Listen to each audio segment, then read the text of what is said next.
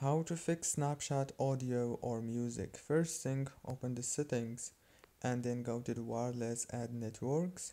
Enable the airplane mode for 5 seconds and then disable it. Go back, open the apps manager like this. Now you have to wait a few seconds right here, and after that what you want to do is scroll until you find Snapchat, click on it. Click here on for stop to stop the app from running. Go back to the home page, open the Play Store, search for Snapchat and click on this update option. That's it guys, don't forget to like and subscribe. Thank you for watching.